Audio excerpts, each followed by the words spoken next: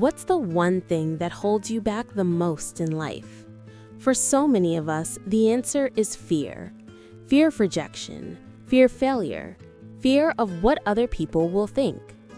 We're taught from a young age that fear is the enemy. We're told to conquer it, to ignore it, to be fearless. We treat it like a weakness we have to overcome. But what if we have it all wrong? What if fear wasn't your enemy?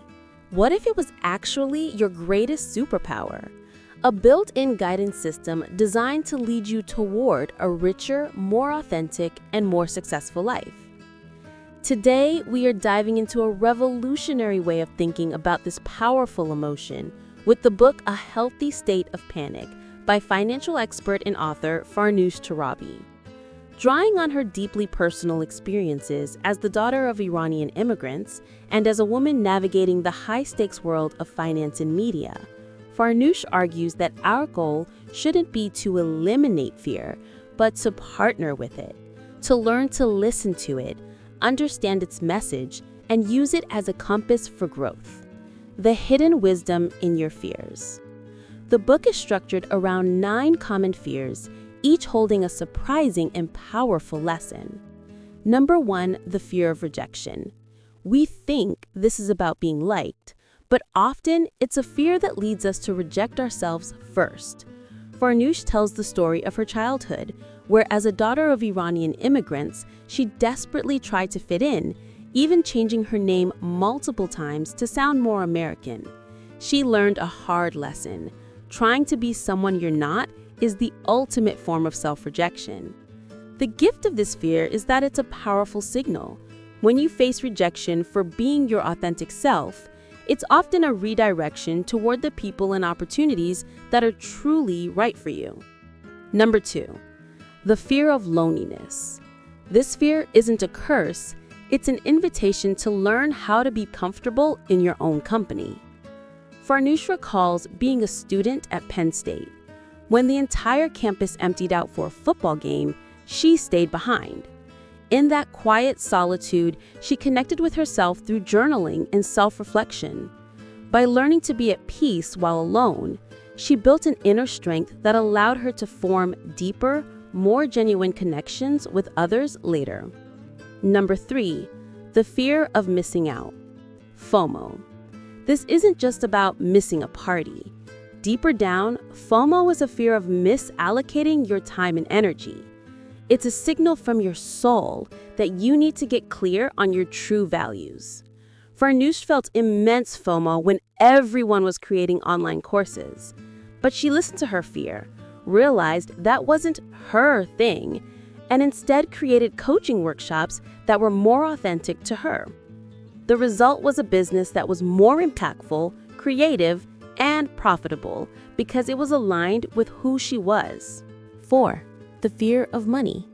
As a financial expert, Farnoosh knows this one well. She says our money fears are rarely just about money. They're about what money represents: survival, security, and our deepest values. Growing up in an immigrant family with a sense of scarcity, she had a deep-seated fear of not having enough.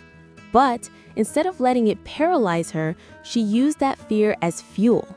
It drove her to study harder, learn faster, and become a master of her finances. Fear, she shows us, can be an incredible motivator for discipline and clarity. 5, the fear of failure. We're taught that failure is the end. This book teaches that failure is feedback. It reveals our ego, but it also liberates us. Early in her career, Farnoosh pitched a story that was rejected. Her fear and disappointment weren't a sign she was a bad writer, they were a sign of how much she cared. Later, she hired a contractor for a home renovation who seemed unreliable. Her fear of the project failing was a correct warning sign. She fired him, losing some money in the short term, but avoiding a potential disaster. Her fear was her protector. 6, the fear of uncertainty. This is often a fear of losing control. For Farnoosh, seeing her family lose so much as immigrants created a deep need for control. But it was only by stepping into the uncertainty of entrepreneurship that she was forced to trust herself and build her own path, which ultimately led to true freedom. the fear of uncertainty is an invitation to build unshakable self-trust. 7. The fear of loss and endings. Endings are an unavoidable part of life. This fear teaches us to appreciate the present moment and clarifies what we truly value. Farnoosh tells the story of her CNBC TV show not being renewed. It felt like a devastating professional loss, but that ending created the space for a new beginning she deeply desired, starting her family. Her daughter was born the following year, a beautiful outcome she would have missed if the show had continued. Her fear was her protector. 8. The fear of exposure. This is the fear of truly being seen. The lesson here is that not everyone deserves your full vulnerability. This fear is a wise signal to read the room and to be discerning about who you share your deepest self with. At a conference, Farnoosh was publicly asked how much money she makes.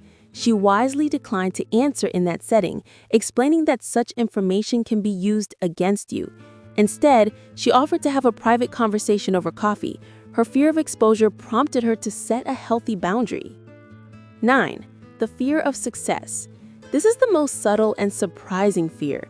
It's often a fear about identity. If I become this successful, who will I be? It brings new pressures and expectations.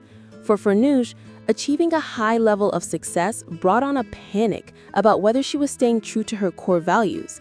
This fear is a vital checkpoint, ensuring that your ambition is aligned with your authentic self, not just the appearance of success. A healthy state of panic completely reframes our relationship with one of life's most challenging emotions. It teaches that fear is not a sign that something is wrong with you. It's a sign that something matters to you.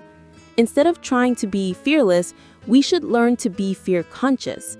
By listening to our fears with curiosity, we can decode their messages and use them as a guide toward a life of greater wealth, purpose, and authenticity.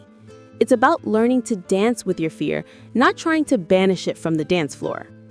If this deep dive into transforming fear into a superpower has given you a new perspective, you're in the right place. That's what we do here at The Book Whisperer. We break down powerful, life-changing books to give you the tools you need to solve real-world problems. Make sure you subscribe so you don't miss our next breakdown.